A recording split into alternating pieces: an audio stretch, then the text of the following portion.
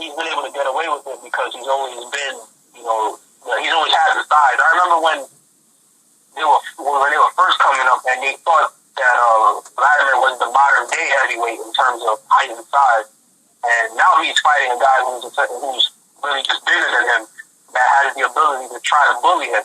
But to me, I think that when it comes down to that fight, and I haven't done my official breakdown, experience is going to play a big part, and that's the one thing that Vladimir has an enormous amount of, is that he's gonna be able to do the little things at times that he knows that he can try to get away with.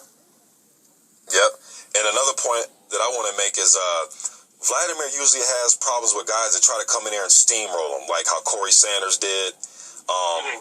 Although Layman Brewster didn't steamroll him, but when he picked up in that fight, he was coming forward.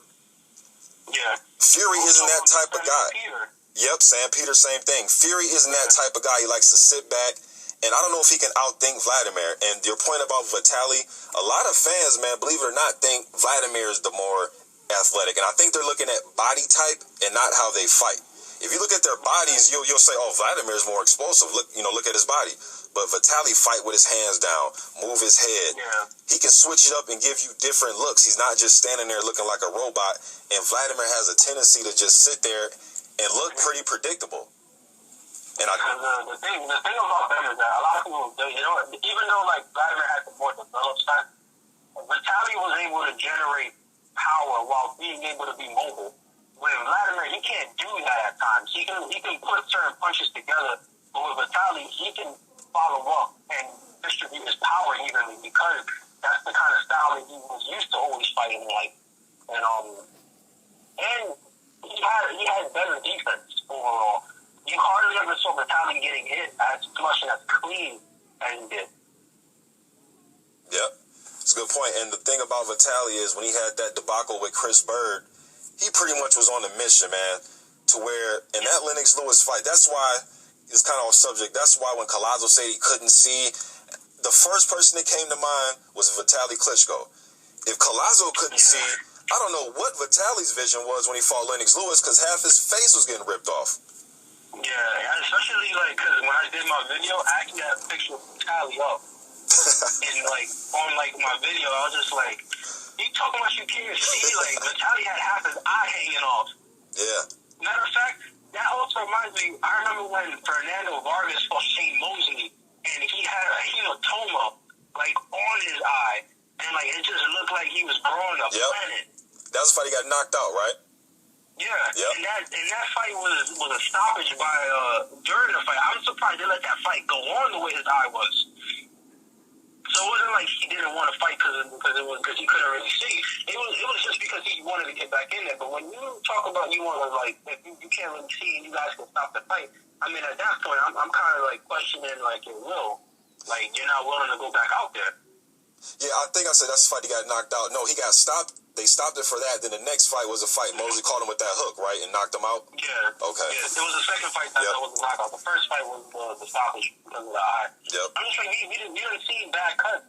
I mean, the Lundy Herrera fight that just happened this weekend, where dude's eyelid was starting to hang off. Like that's a stoppage that you have to stop it because by then he had tissue that was starting to show on the guy. Yeah.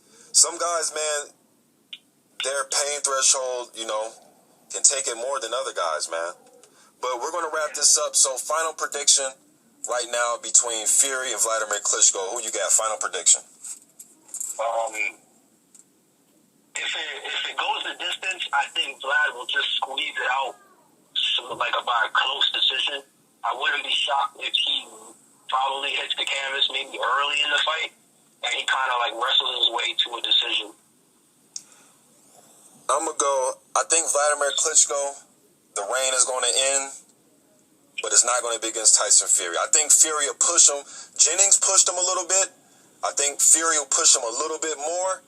Then I think the next guy may be the guy to take it from him, whether that's Deontay Wilder, whether it's Povetkin, whoever it is. I don't think he's ready to give it up now, but I think another fight or two, because Vladimir looked a little... I don't know, he looked a little haggard to me in that last fight, man. He looked a little haggard. He looked a little bit, I don't say war-torn because he hasn't been in wars, but just his body didn't look the same to me. His face, he just didn't look the same to me in that Jennings fight. I don't know about you, but he just didn't look upbeat. He didn't look like the regular Vladimir like he did against Pulev and some of the other guys. He didn't look the same to me, but I think he's going to pull this out against Fury.